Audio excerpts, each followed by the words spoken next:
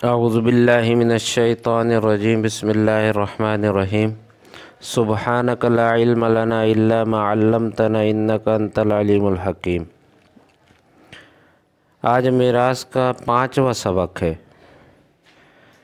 اس سے پہلے چوتھے سبق میں فروض کو پڑھا اور فروض کے درمیان میں جو تضعیف اور تنصیف ہوتی ہے اس کو پڑھا۔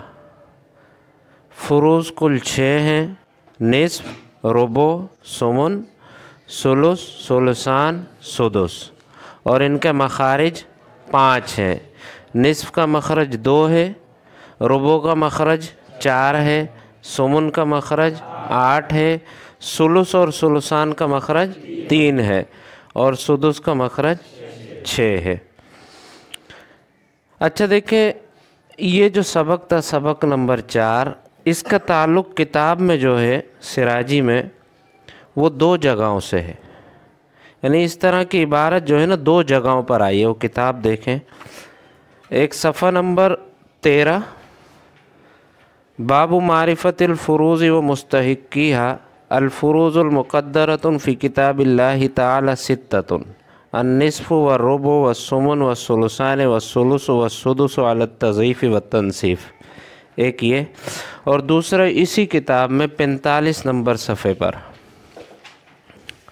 اعلم ان الفروض المذکورۃ فی کتاب اللہ تعالی نوعان، الاول النصف والربع والثمن، والثانی الثلثان والثلث والسدس علی التضعیف والتنصیف۔ دیکھیں، یہی فروض ہیں، ان کا ذکر کتاب میں 2 جگہ پر آئے، یہ آپ کو معلوم ہونا چاہیے۔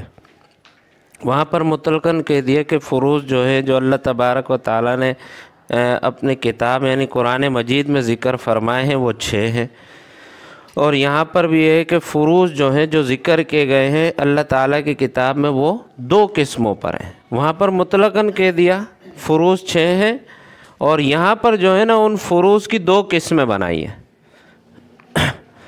پہلی قسم میں نصف، ربع، ثمن کو شامل کیا ہے، اور دوسری قسم میں ثلثان، ثلث اور سدس کو شامل کیا ہے۔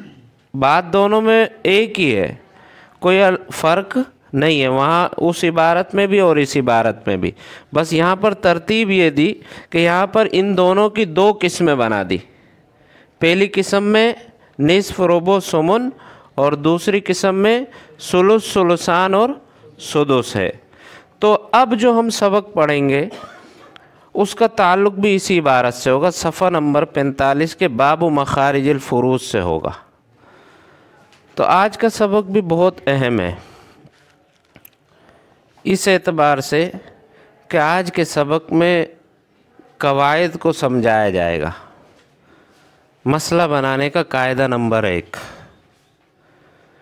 مسئلہ بنانے کا قاعدہ نمبر 1 یہ ہے کہ اگر کسی مسئلے میں ایک فرض آ جائے تو مسئلہ ہم اس فرض کے مخرج سے بنائیں گے۔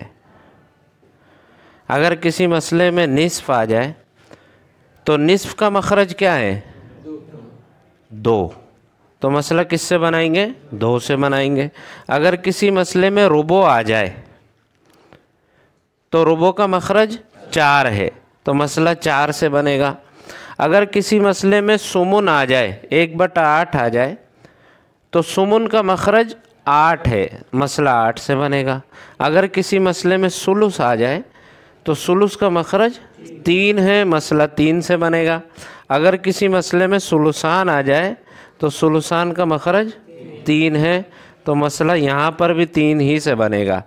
اگر کسی مسئلے میں سدس آ جاتا ہے 1/6، تو اس صورت میں سدس کا مخرج جو 6 ہے اس سے مسئلہ بنے گا۔ تو یہ جو فروض ہیں، ان فروض میں سے کوئی بھی فرض اگر کسی مسئلے میں آ جاتا ہے تو ہم اس فرض کے مخرج سے مسئلہ بنائیں گے۔ اس کو کہتے ہیں قاعدہ نمبر 1۔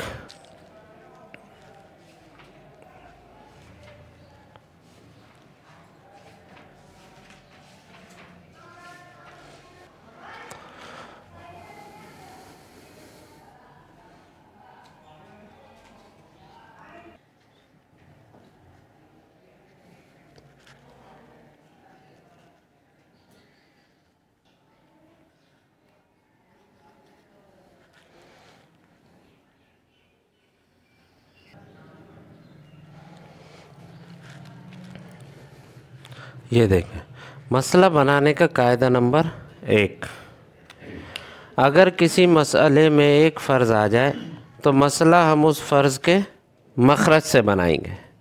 مثال کے طور پر یہ ایک مسئلہ ہے، اس میں نصف آ گیا 1/2، تو نصف کا مخرج کیا ہے؟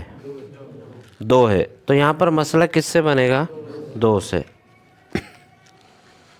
2 سے مسئلہ بنا کر اس کو کتنا دینا ہے؟ نصف دینا ہے۔ نصف کتنا بنتا ہے 2 کا؟ 1۔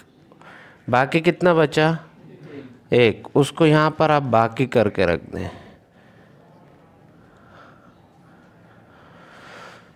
دوسری مثال میں دیکھیں، اس مسئلے میں 1/4 آیا ہے، ربع آیا ہے، ربع کا مخرج کیا ہے؟ 4، تو مسئلہ 4 سے بنے گا اور 4 کا ربع اس کو دیں گے۔ 4 کا ربع کتنا بنتا ہے؟ 1۔ باقی کتنا بچا؟ 3۔ اس کو ہم یہاں محفوظ کر لیں گے۔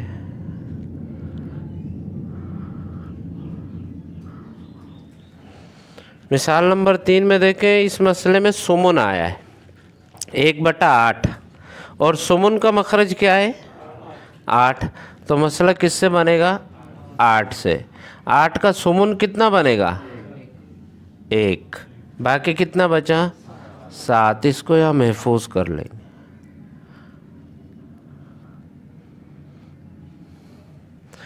چوتھی مثال میں دیکھیں، اس مسئلے میں ثلث آیا ہے، ثلث کا مخرج 3 ہے، تو مسئلہ یہاں پر 3 سے بنے گا۔ 3 کا ثلث کتنا بنتا ہے؟ 1۔ اس کو دے دیں گے، باقی جو 2 ہوں گے ان کو ہم محفوظ کر لیں گے۔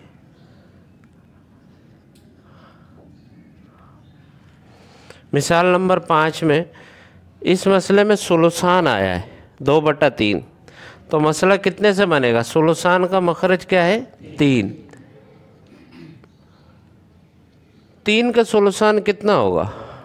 2، تو 2 اس کو دے دیں گے، باقی جو 1 بچے گا اس کو ہم محفوظ کر لیں گے۔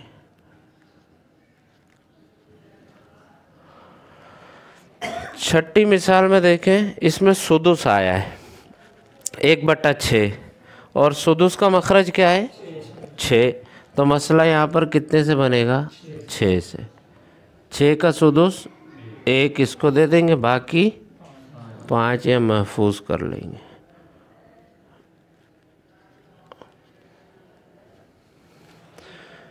یہ اس کی مثال ہے۔ قاعدہ نمبر 1 کی مسئلہ بنانے کا قاعدہ نمبر 1، اگر کسی مسئلے میں ایک فرض آ جائے، فروض کتنے ہیں؟ 6 اور ان کے مخارج کتنے ہیں؟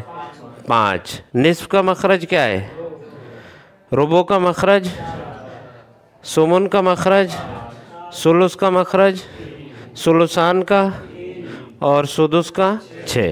اب یہ جو 6 فروض ہیں ان کے مخارج 5 ہے، اگر ان 6 فروض میں سے کوئی ایک فرض بھی آ جاتا ہے تو مسئلہ ہم اس فرض کے مخرج سے بنائیں گے۔ یہ اس صورت میں ہے جبکہ مسئلے میں صرف ایک فرض ہو، اس وقت قاعدہ نمبر 1 کیا ہوگا؟ جاری ہوگا۔ تو یہ انتہائی اہم جو ہے نا سبق ہے، اور چونکہ اب اسی قاعدے کے تحت جو ہے نا ہم مسئلے بنائیں گے، آگے قاعدہ نمبر 2 آئے گا۔ ابھی آہستہ آہستہ ہم اوپر کی طرف چڑھ رہے ہیں۔ اب یہ جو ہے نا ابتدا ہے، تو مسئلہ بنانے کا قاعدہ نمبر 1 یہ اچھی طرح جو ہے نا آپ اس کو یاد بھی رکھیں، ذہن میں بھی رکھیں، اور جب بھی آپ سبق پڑھیں اس سے پہلے جو ہم نے سبق پڑھا ہے اس کو ذہن میں لازمی رکھیں۔